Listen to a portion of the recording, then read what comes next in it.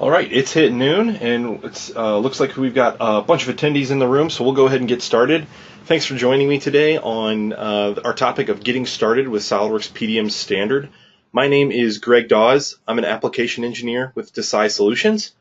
A couple of housekeeping items throughout this presentation. Feel free to use the questions panel in GoToWebinar to throw out any questions. I'll try to keep an eye on that throughout the presentation.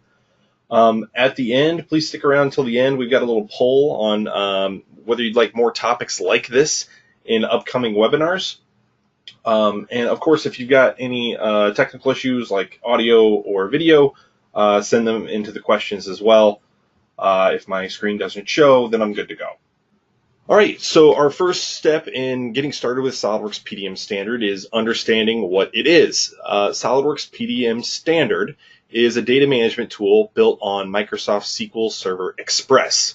It's fully embedded into SOLIDWORKS CAD and Windows Explorer. You can see the screenshot there of it embedded inside of Windows Explorer. And what it does is it does a few things. It maintains versions and revisions, the history on each one of the files that you store into this vault. It provides you with digital workflows so you can record your processes in more of a digital format instead of more of a traditional piece of paper that might get handed around and signed off on. Also, we can track and search for company-specific data using data cards. That's part of the screenshot that you see as well, is a data card for a SOLIDWORKS assembly file. SOLIDWORKS PDM Standard is included with your SOLIDWORKS Professional and SOLIDWORKS Premium licenses. There are 3 license types that come with SOLIDWORKS PDM Standard: CAD editors, contributors, and viewers. If you get a SOLIDWORKS Professional and a SOLIDWORKS Premium license, that comes with a SOLIDWORKS PDM Standard CAD editor license. This means that you get the add-in inside of the SOLIDWORKS CAD application. If you have additional users that aren't going to be using SOLIDWORKS, but they're going to participate in the workflow, they're going to be checking in and out of maybe, let's say, Microsoft Word, Excel documents, any other kind of documents, then they may need either a contributor, which allows them to do that, check in, check out documents that aren't CAD, or a viewer license, which really just allows you to view, print, and participate in the workflow. These are an additional add-on to SOLIDWORKS PDM Standard. But what we're going to cover today is just the setting up of SOLIDWORKS PDM Standard using one of these CAD editor licenses. So we'll talk about licensing first. First, you got to have a license to use your SOLIDWORKS PDM Standard. The license comes with SOLIDWORKS Professional and SOLIDWORKS Premium, but it does need to be released. So you just need to contact your reseller that you got your SOLIDWORKS license from to have them release to you your PDM Standard license, and they'll send you the number when it's been released. Like I had said before, SOLIDWORKS Pro and SOLIDWORKS Premium come with CAD editor licenses. You can separately purchase contributors or viewers. All of these licenses will be managed by the Solid Network License Manager. So if you have multiple standalone seats, you'll need to put multiple SOLIDWORKS PDM Standard licenses into this new Network License Manager. If your licenses are already a network license, that network license of PDM Standard will come with as many licenses of PDM Standard that you have of either SOLIDWORKS Pro or SOLIDWORKS Premium. Next up is installation. I'll pause here real quick. It says that there's no audio. It says it's muted by the organizer. We'll do another hand raise. If you can hear me, please raise your hand in the attendees window. Okay, looks like the audio is good to go. I think you're referring to that you're muted. We have a lot of attendees in this presentation. I'm going to keep all the attendees muted, and we'll use the Q&A window to ask questions. We got another question that came in for licensing. It said, would the PDM viewer be an option for production staff to see drawings? Yes, that's probably the primary reason for the PDM viewer license, is for people to access data but not change it. So they can view and they can print. They're still going to get a viewer, a 3D viewer, They're going to get eDrawings that's embedded in PDM Standard to be able to view 3D models, as well as drawings, any other viewers that you have. Next up is installation. Like I said, hang around till the end for a poll. We got a question on whether you'd like us to dive deeper into the actual server-side installation of the software. But for now, I'm just going to point you to the resources that you've got available for you for installation. What I usually do is just Google SolidWorks PDM installation guide. And then I put the year on it. So if it's 2018, 2019, I tag that onto the end of it. And Google's pretty good about finding information, so it finds that PDF pretty quickly. But I have put the official way how to get to that same PDF on this page here. We'll just go to the SolidWorks site, and under Support, we're going to go to Learning Resources. And that's the page we're on behind. And we just want to go to that Learning Resources and click on Administrative Guides. When you click on Administrative Guides, it's going to take you to this page. You just want to set whatever SolidWorks version that you're going to install, in this case 2019, and then I'm going to come down here and select on SolidWorks Installation and Administration Guide, and that'll download the PDF whose front page looks like this on the following slide. And what this installation guide walks you through, a lot more than what I'm covering here, but as it pertains to SolidWorks PDM Standard, it'll walk you through the installation of Microsoft SQL Server Express, which is a free tool from Microsoft, but we also provide that software within the installation media when you download SolidWorks. Installing the SolidWorks PDM Archive Server, installing the SolidWorks PDM Database Server, installing, if you don't have it already, the Solid Network License Manager and how to activate that license. Then installing the SolidWorks PDM client or clients. It also walks through, and I'm going to touch on this lightly towards the end of this presentation, but creating and distributing file vault views. And then also some guides on backup and restore, and also upgrading the system. Had a few questions that came in, so we'll address those now. It looks like a technical support question that came in there. If you would like to hang on after the presentation, I'll get you to the right resource to get that tech support question addressed. So next up is creating a vault. Once we've installed all of the server components and we've installed at least one client, we're going to be able to create our own customized vault. And to start that, this is the process here in our little numbered bullet point to walk through of how to create a vault. And the first is just firing up the administration tool. We're going to go to the Start menu and go to the Administration tool under the SolidWorks PDM folder. This administration tool gets installed for every single client that you install. So you do not need direct access to the server that you've installed this on to be able to administer or create new vaults or configure your vault. The administration tool comes with every single client install. After that, this is kind of the top left-hand corner and just exactly what you'll see when you open your administration window. You may need to right-click on that very top node that says SolidWorks PDM Administration and add your archive server to the top. So that's step 2. Step 3 is creating a new vault, and that walks you through a wizard. We just right-click on that archive server name and choose that last option of create a new vault. And it walks you through this wizard. First is just a welcome screen to say, hey, we're going to walk through this wizard. We hit the next button, and we need to give our vault a name. And you can also give your vault a description. I've not seen this to be very useful or where I'd use it in the future, so you can also leave the vault description blank if you'd like as well. Next up is going to be where we're going to store the server-side files. So where are the archives? In this screen here, we can choose where we want to store the archives. Next up is creating a new database for this new vault. We just need to choose from the drop-down what vault is storing our database server that we did during the installation steps, and give that database a name. I like to keep the name of the database the exact same name as whatever I named my vault. Next up is the license server. So again, in the installation steps where you installed the archive, the database server, and the SNL, this is where we're going to point to that Solid Network License Manager. Then we set some regional settings. The only tips I'll give you here is that I would choose the date format that matches whatever date format that you use in your files, and specifically your drawing title blocks, because this is the date format that will actually push into files when we push things like created date, approved by date. Anytime we push any sort of date format into a file, this is the format it's going to be in. So I usually try to choose something small. So 2 digits, 2 digits, 2 digits.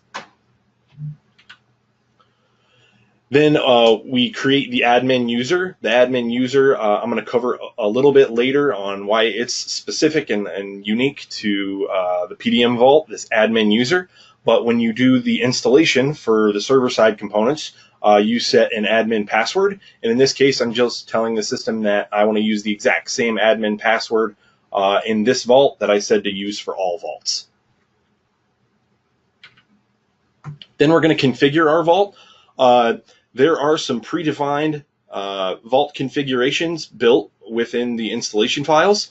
You can either create a default vault, an empty vault, or a SolidWorks Quick Start vault. In my example, we're going to go through this SolidWorks Quick Start vault, and I'll actually show you the differences between at least the default and the SolidWorks Quick Start configurations. Empty is exactly what it sounds like. It's going to create a brand new vault that has nothing in it. It's all empty. Then if you pick one of the predefined ones, it's going to tell you what's in that. I'll show you the difference between Quick Start and default here in a moment, but it looks like the SolidWorks Quick Start is going to give us a standard bill of material view, a weldment bill of material view, weldment cut list view. It's going to give us a default folder data card, a SolidWorks files data card, and then a couple of search cards as well. The last screen here is going to be just to review all of the information that we had. And then something important that they added in the last couple of years, this big warning sign, just saying, hey, it's recommended that we take daily backups of the vault. Once you start to move toward a vaulted process, all of your engineering data is going to be stored in this one place. We definitely want to make sure that that's backed up. In case we have a failure, we can restore a vault based on a few backups. Let's go ahead and do that process on our own. I've got a little virtual machine here that doesn't have PDM set up on it yet. So I'm going to go to the SolidWorks PDM folder under the Start menu and go to Administration. And you can see that it's pretty blank at this point because I don't have a new vault in here. Like I said before, you may need to right-click this top node and hit Add Server and add this archive server. In my case, it's already been done. So what I need to do is just create a new vault. So I'm going to right-click on that archive server and choose Create New Vault. That starts up the wizard that we can walk through. I'm going to hit Next to go ahead and start this wizard up. And I'm going to create a new vault. I'm going to call it the obligatory Acme. Like I said, I haven't used vault description anywhere else down the line, so I usually just leave that blank. I want to choose where I want to store the archives. I'm going to store the archives in just the default place where I told it to put the archives during the server installation piece. Next up is going to be creating the database for this vault. So I want to choose what server my databases are stored in and give it the same name as the vault name. I had a question pop in. It's asking, would a different vault be needed for each customer project? No, we actually would not suggest that. We would suggest that you create one vault and then that you have your folders within the vault to be able to create new projects or new customer folders within that one vault. Rarely do we have companies that need multiple production vaults. The only times you might need more than one vault is if you have your production vault and you have like a test vault. So an area where you can play around with a new data card design, or you can come up with a new workflow while you're not affecting your production vault. When you think that's good to go, you can actually move over the things you've created in your test vault over to your production vault. After we've chosen where to put the database, we'll hit next, or I'm sorry, what to name the database. Then we need to add our license server. Again, this is during the install process. It even gives me some hints here that I need to give it a port number, which is always the same default port number unless you've otherwise changed it, and then whatever the name of the server is. So in my particular case,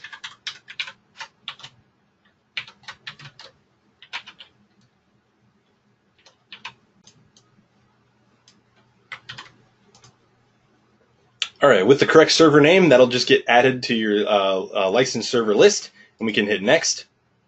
Again, we're going to pick our regional settings. I like that the English language here is represented by the Union Jack. And then we'll pick our date format, and like I said before, I usually just like to pick something small. I'll hit next again, and then we're going to choose if we want the same default admin password that we set up for all our vaults, or we want this particular vault to have a unique admin password. I'm just going to choose the default password. This is where we can choose a predefined configuration like default, empty, or quick start. We can also choose to upload an existing CEX. This happens a lot if we as your reseller, Desai, is doing your implementation for you. We'll actually configure your system separate from your server and your company. We can do that on our own. Save out the file. It saves it out as a .cex file, and we can import that into your vault. We won't do that in this case, though. We're just going to set up a SolidWorks Quick Start vault and hit next. This is what it's going to import into the vault. We'll hit next. And then this is our review. So I can just hit finish, and it's going to go through and create that database entry, all the stored procedures, create everything that we need for our vault. We will go ahead and hop back into our presentation and talk about those predefined configurations. There's two of them. One's called default, one's called quick start. Quick start is the more pared down one if you want to build on top of it your own. If you want something to really just hit the ground running with, I would suggest default. It obviously comes with more things that get imported into the vault. You get more data cards besides just SolidWorks files, things like Adobe Acrobat, AutoCAD, another default folder card, Microsoft Office, data cards, and text file cards, as well as SolidWorks Inspection. And then the ability, if you would like, it's not checked by default, but to put in the convert task. Their workflows that they import are a little bit different as well. The Quick Start Vault, again, is a little bit more simple. We have 3 states that the files can go through: a work in process, pending approval, or released, and then you can move between each one of those states to approve these files.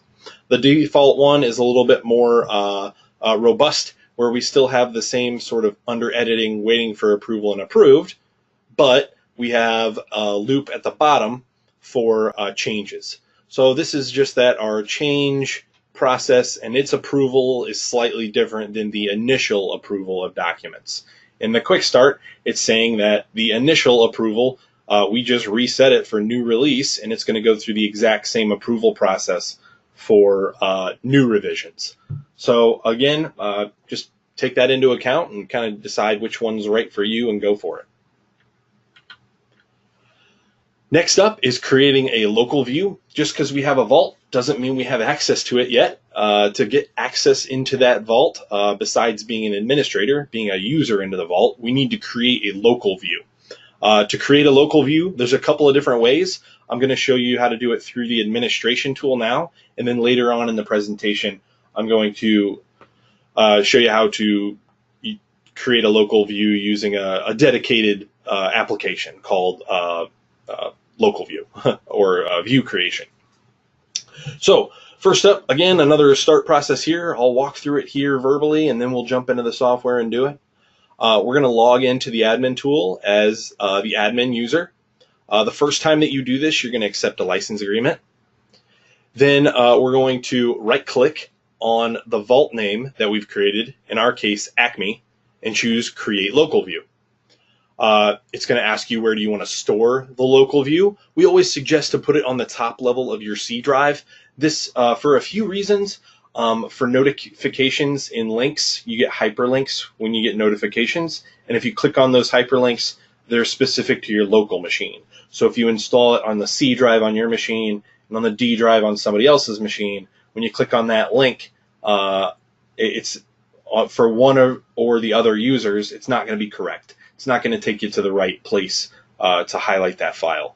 Another reason is that Windows has a 256 character limit for the path and the file name. So if we end up burying this local view in already a few different folder levels, we're taking up, for every single file that we put in the vault, we're already taking up those characters that we had available for us for that 256 character limit. So we always suggest people put the vault views on the top level of the C drive. Next step is it's going to ask you if you want this to be accessible for all users. The only time I've hit no is if you're in a terminal server situation. Only run into that a couple of times. Those don't seem to be as popular anymore. So we're always just going to hit yes for if we want this to be accessible for all users on the computer. Then we'll log into the local vault view as the admin, because it's going to be the only user in the vault so far. And we're going to move that tabbed window down. You'll see this as we do it. It's one of our most common tech support questions that we get from new users, is that they can't see their files. And it's just that by default, when it installs this view, this tabbed window here at the bottom takes up the whole window. So let's again jump into the software and try it out. Looks like our vault has been created. It says completed in that wizard. So we'll click close. And there it is over there at the left. So I'll just hit that caret next to the vault name, and that's going to prompt me for that license agreement. It's only going to happen once. We'll hit accept. Then I want to log into the vault as the admin.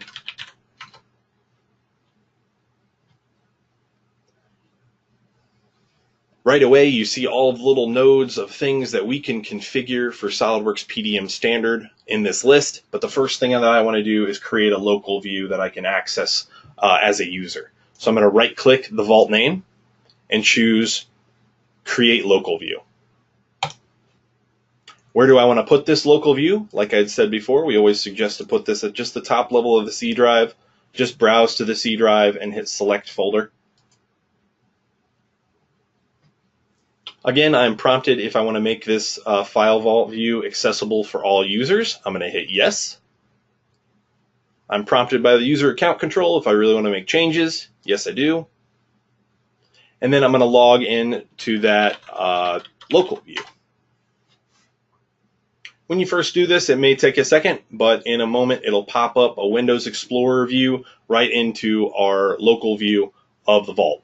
And this is what I was talking about, is right when it does its first install, you can't see your files, you can't see your folders, but all you really need to do is grab this white bar right at the top of all of these tabs and drag that down. And that's going to show your folder contents. So we've created a local view. There's a few things that we suggest to do with this local view. They're all preference based, but I thought I'd throw it in the presentation. So I made this slide for suggested local view settings. I always like to show details. That's a Windows setting that I'll show you how to set, but that's going to show, instead of a tile for each file name, they're all going to be on a list, and I'm going to be able to see each column that's available for me to see more properties about the file when I'm first looking at the file. The display options is another place that I like to make some changes. I like to turn off the card preview. I like to turn on show bitmap for SOLIDWORKS files. And let's see, yep, I made another slide here that shows you, I'll back up one. This is the default settings on this first slide. And then this is the suggested ones, just suggested by Greg. Not necessarily Desai, but these are all just preference based. I like to turn off the card preview, and I like to turn on a lot more options for showing bitmaps instead of showing the full eDrawings preview right away. This is something we can get into further if you guys have a desire to see more about this local view in a different presentation down the road, please let me know. So let's do that in our vault. The first one is just a Windows setting up in the top right-hand corner. I'm going to use that drop-down to change it from medium icons to details. You can see that I can now see all of these different columns that I have available. Then I'm going to go to my PDM options and go to Display, turn off Card Preview. You can see what that did right away is that this preview window at the left is going to be where I can see files, and this is going to show me custom property information or variable information stored in that file. I like to separate that between the preview and the data card, so I go to Display and I turn off the card preview. Next up, under still the Display dropdown, we're going to go to Options, and I like to turn on Full Row Select. And I like to show the bitmap for SOLIDWORKS files, show the full UI in the SOLIDWORKS preview. Mainly I do this to turn on different view tools instead of using right-click menus in eDrawings. And the same thing for showing bitmaps for DWG files. If you have any questions about that, feel free to throw those out there. But at this point, we'll move on to actually configuring the vault from an administrator standpoint. All right, so we'll head back to the administration tool to talk a little bit more about that. Again, the administration tool installs with every single client install. You do not need to have direct access to the archive server or the database server to administer SOLIDWORKS PDM. You can do that from any client that has the admin tool. The very first user that gets added to a vault upon creation is the admin user. It's a unique user. You can go through all the permissions inside of PDM and give them to a new user that you add in. Maybe let's call him GDAWS, like my name. You can go through and absolutely give them every single permission in the vault. That user's still not going to have a few permissions that this admin user has. The first thing is that it's the only active user in a new file vault.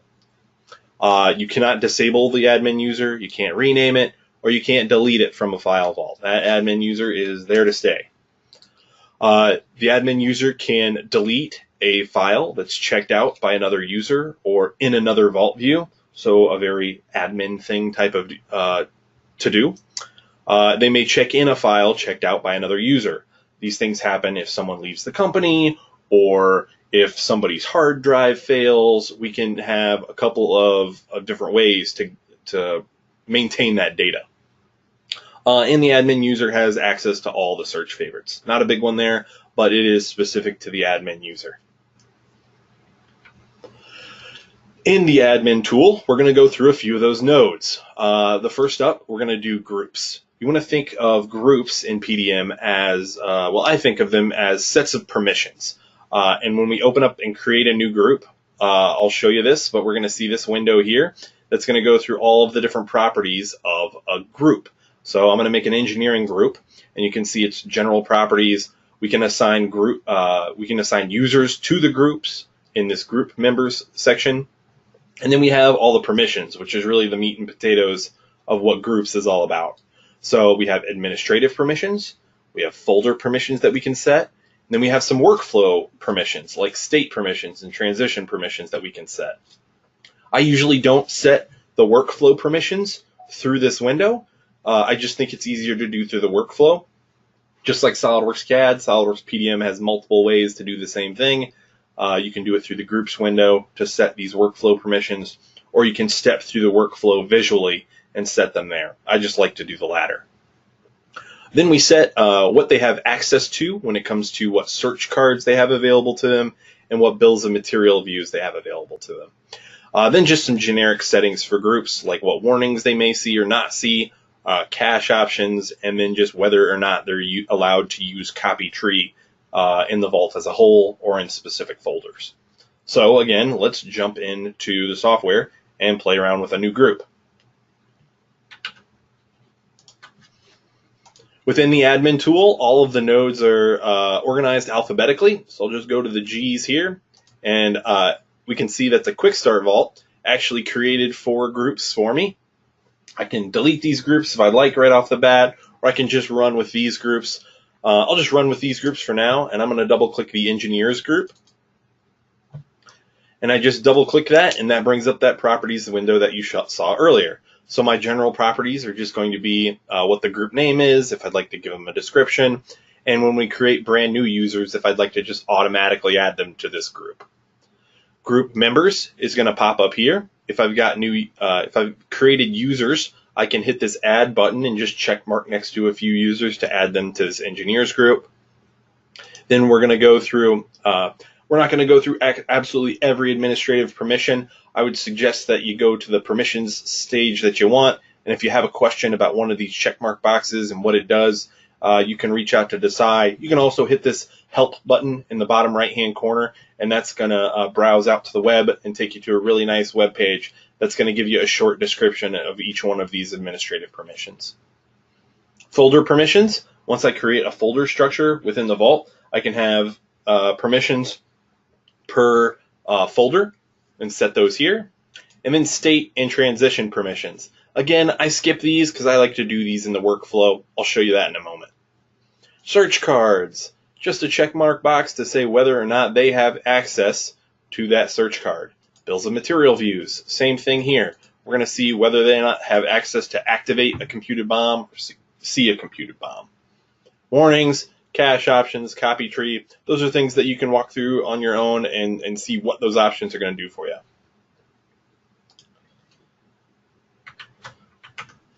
Next up is going to be who's going to go in those groups. So we create users. We just right-click the users node. We'll do this here in a second. And we hit add user, and it's going to present us with this window. Login name, full name, initials, email, and user data. All of those things, basically everything except your password, can be values that you use in data cards and pushed into the files via this workflow or the system. So a couple examples. When I save, let's say I make a text file and I save it into the Vault, I can actually push the full name of Greg Dawes into the data card of that file as the created by person. I can put in the initials GCD if Greg Dawes is the one who approves the design going from waiting for approval to approved. That can get pushed into the file. Let's call it a SOLIDWORKS drawing. And then that can be shown on your drawing title block. So we can start to automate a lot of that process of writing custom properties. So I would recommend that you fully fill this out. It's not required, but I recommend that you fully fill this out for each user. So let's go ahead and do that. In SOLIDWORKS PDM, I'm going to go down to users. The first thing that you're going to see when I open up that node is that we only have one user in there, the admin. We already talked about that. So I'm going to right click on the users node and hit new user. Window's going to pop up and I'm going to hit new SOLIDWORKS PDM user and give them a login name. I'm going to give them a full name, initials, email address,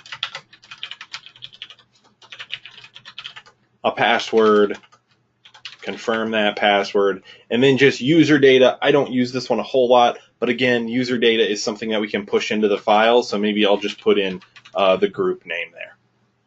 When I hit next, it'll open up the full properties of the user. So all of those were kind of the basic ones. We can also add things like a phone number, the cell phone number, website addresses to go to, the presence note. We can even add a picture using this manila folder, browse for picture, to put a picture of that user in here.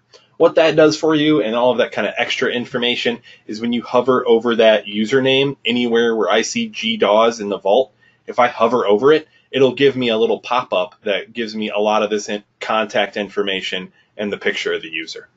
We'll skip that for now, but I'm going to go ahead and go to groups and hit add, and I'm going to add this G Dawes user to the engineers group.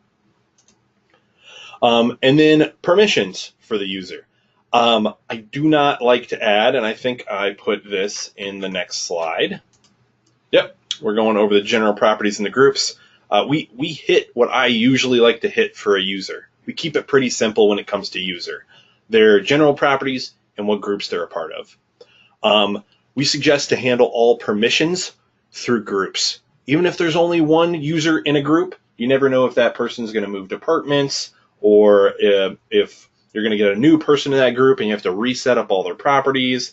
So I like to set up all the permissions, administrative, folder, state, transitions, access to search cards they have, all that kind of stuff I like to put in groups and then assign users to those groups. It just is a lot easier way to manage permissions. Next up is workflow. We're going to see that the default or quick start configurations come with a couple of workflows that I've already walked you through. And then we can see that they are made up of states and transitions. They all have their own permissions that can be assigned, and I think we'd want to cover that in a separate presentation. A lot of these topics are bigger than just 1 hour. We're just doing a getting started with here. So let's pop in. I'm going to hit OK to that user being created and look at the workflow that was imported. So this is the workflow that gets imported when you use a quick start configuration. But we can edit it to our heart's content. Maybe I don't like each one of these states having the same logo. I can click on the state, change the icon, and pick a new icon. So we can edit it. I can add additional states and transitions if I'd like. There's a toolbar up at the top for a new state or a new transition. Or you can just right-click out in space, and those same options are here as well. New state, give it a name. I'm going to call it obsolete. And I'm going to give it a new icon like a trash can. And then I'll make a transition that goes from released to obsolete. I'm going to call it make obsolete. So even though these are kind of predefined configurations, let's move this around a bit, zoom out.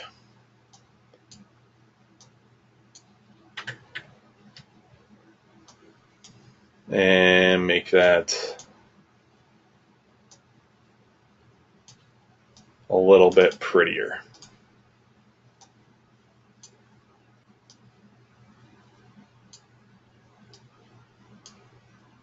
There we go. So just because these workflows get imported with the quick start doesn't mean that we can't edit and change the workflows that come out of the box. Next thing you'd want to go do is for each group, administrators, drafters, engineers, and viewers in my case, I want to kind of mentally walk through this workflow process on what permissions each one of these groups has to the files at each one of these states. So in work in process, I want to make sure the engineers can check out the file, they can delete files, they can move it around, they can add and rename files. This is a pretty free workflow state at the beginning. But once it moves to pending approval, I don't want the engineers to be able to check out and change the file. Basically, they only have read file contents until it comes back to work in process, or it moves on to released. So that's the types of permissions that you add per states. Transitions are a little bit easier when it comes to permissions. All we have is just pick the group name and permit or not permit them to make that change. So the engineers are permitted to submit files for approval, but they aren't permitted to skip the approval process through this no approval required. They're just not permitted. So I can set that, I can uncheck that there and hit OK. And just save the workflow. We won't go through every single permission. There's a lot of permissions when it comes to states, but that's the general idea of walking through mentally as each group in setting those state permissions and transition permissions. I haven't looked at the questions in a while. It says, is the admin password that you use the default, the administration tool password, or the vault password? It's both. So the admin user, when you log into the vault, or if you log into the admin tool, is still the same admin user with the same admin password. Good question. We had another question about if you're going to get a copy of the PowerPoint or the recording. This will be posted out on YouTube whenever I can get the recording to our marketing team and get that uploaded.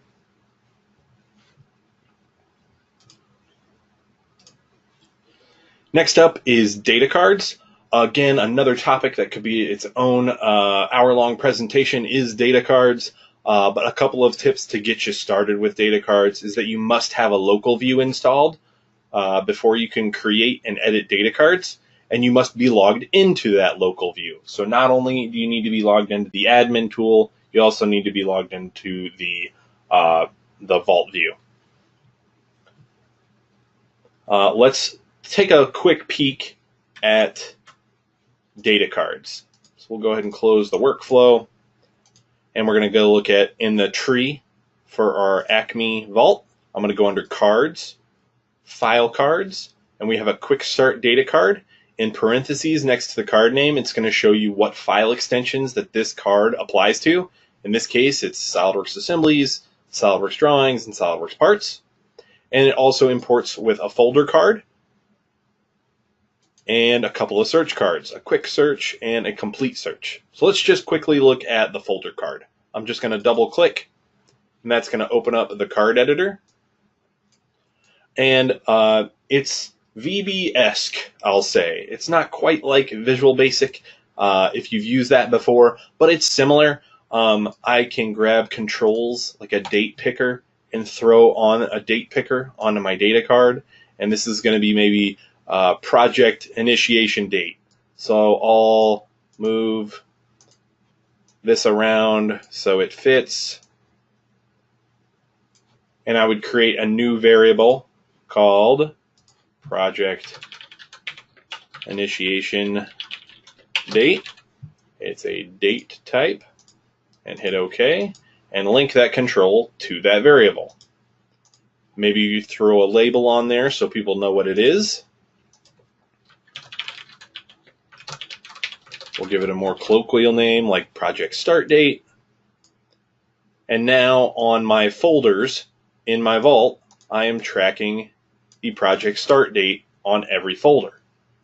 That's a really simple example of how to use data cards. Again, at the end, I'm going to throw up a poll on if you guys would like to see a more deep dive into some of these more specific topics rather than a kind of a broad overview of getting started.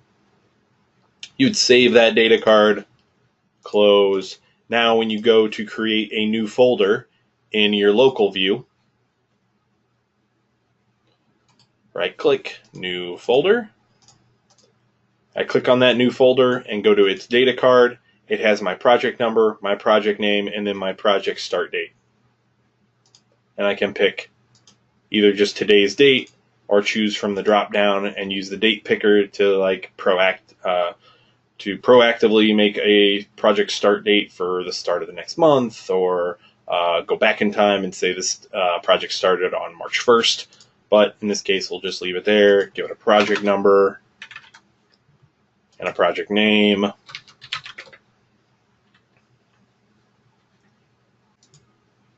And now we're tracking properties on that folder. And like I said before, we've got a lot of data cards that get imported with the Quick Start pre-configuration, one for SolidWorks files. And you can edit and change this to your heart's content on the data that you want to track for your particular files. It's a brief overview, but it's an overview of the data card editor.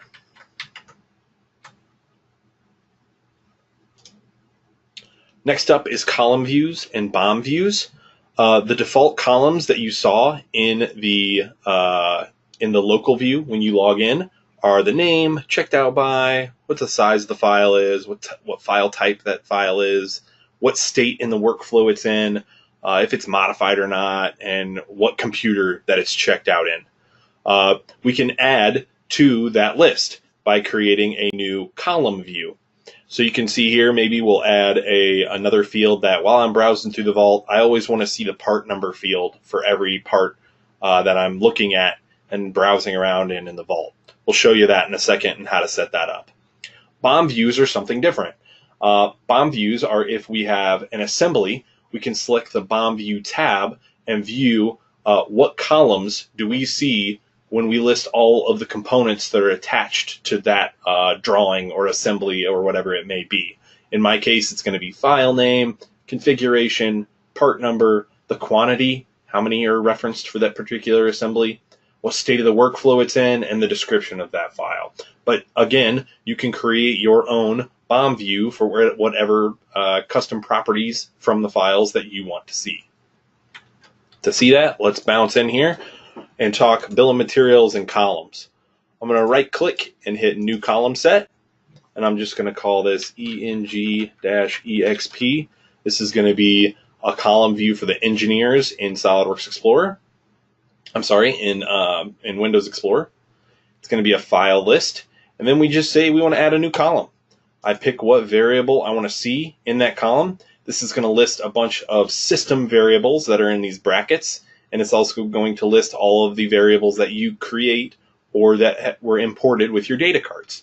So I'm going to pick number, and I want that to read part number, whether I want it left, centered, or right, and the default width. I can always come back in here and move this around, but the default width, when you open a new window, is that width going to be?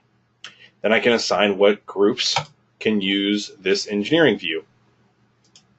Since we have GDAWS as a viewer, I'm going to go ahead and log out as the admin, log back into the vault as GDAWS,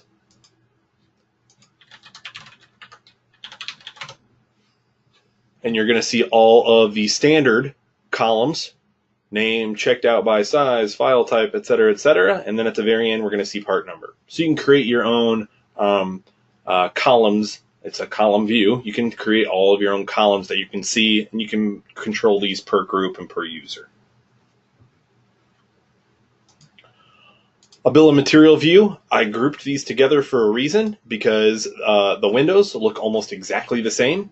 You choose what type of bill of material view you want to create, whether it's for a traditional bill of materials, or for it's a weldment cut list, or kind of the combination of the two, the weldment BOM. In this case, it's just the bill of materials. And what columns do you want to see when you select an assembly and look at its bill of materials? Then what groups have access to that bill of material view? The next step in getting started with PDM Standard is distributing or creating these vault views. I got a question of, will we see the configurator ran during this presentation? I'm not sure what you mean by configurator. If you want to elaborate on that. In the meantime, we'll go ahead and we'll create, we'll talk about creating additional vault views. So for every single client computer that you see and you want to have access to the vault, you need to install not only the client software onto that machine, but you also need to create that local view. I already showed you one way to do that through the administration tool. Remember, that's just right-clicking on the vault and saying create local view. We can also use a tool also in the SolidWorks PDM folder. If we go to the Start menu, go to SolidWorks PDM folder, and go to View Setup, it's going to run us through a really similar wizard to set up a view, a local view, on that particular machine. Then we can also take that Create Local View, that View Setup window, and distribute file vault views. So if you find yourself not wanting to walk around to every single machine that's going to have the vault, this may be a process that you want to go through. And in that case, we want to fire up that same tool, but with a trigger. This is, I've put the page numbers on the installation guide in here as well to do this in different ways. But what you do is you go to Start Run, and you run that view setup.exe with the trigger /A. Then you step through that same wizard, and at the end it allows you to save out a .cvs file. And you can just run that file on each client. Makes it a little bit easier. You can script this as well. So you can create a script that when people log in, it's going to install or create a local view based on that .cvs file. We can also push this out through Active Directory using that .cvs file through Active Directory. And those are the pages 129 and 130 that would walk you through how to do a group push out instead of going around and creating local views for each client individually. Then the last piece of the puzzle when it comes to getting started with PDM is we don't want to lose this stuff. We don't want a server to go down and lose all of our information. So the pieces that we need for backup are really three. We need the archive backup, so where the server is storing all the files. That's just a normal backup of a folder like you would normally do. The archive server settings backup, where we open up the server tool and run a backup. We can also schedule this, so we only have to do it once, and it just saves the backup per X amount of time. And we need a backup of the databases. You'll need a backup of at least 2 of the databases. The Kinecio Master DB.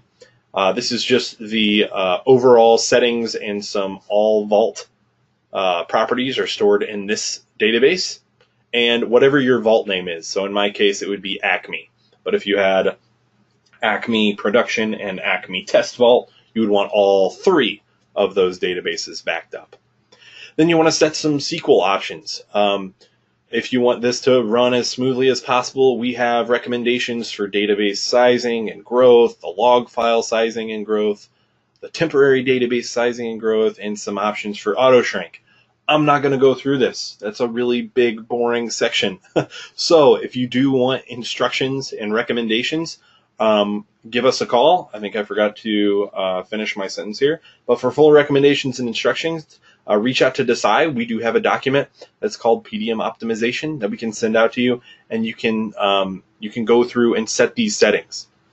I will note something specific to PDM Standard and not PDM Professional is that it uses SQL Express, and the automated backup functions are not a part of the SQL Express. So you will need to manually go in and take backups of the databases.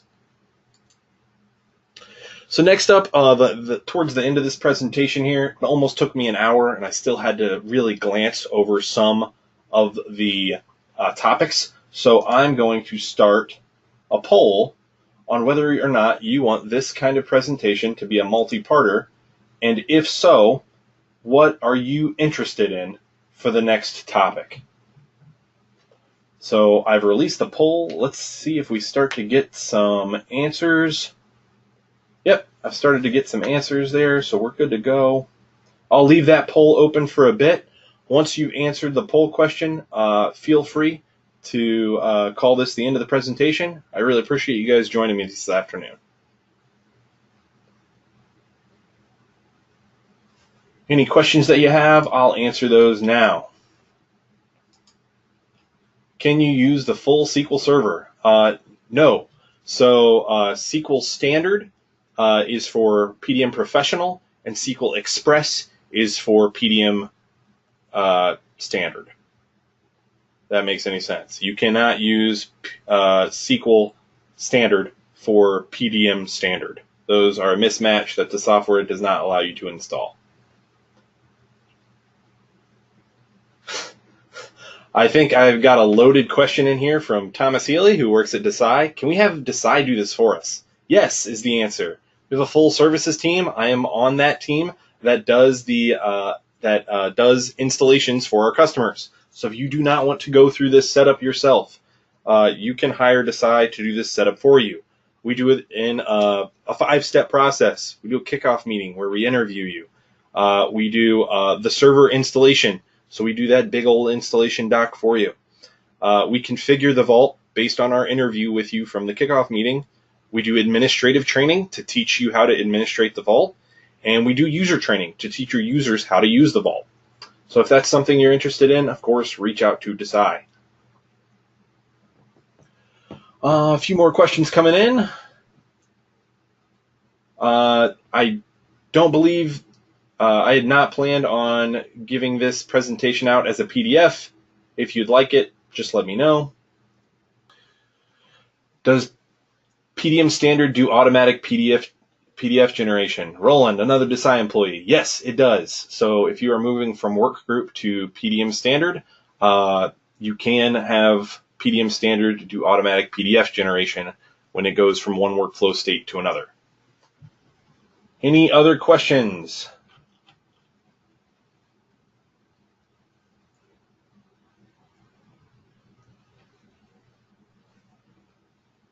All right, again, I appreciate everyone taking the time out of their lunch hour to join us. I will go ahead and stop the presentation.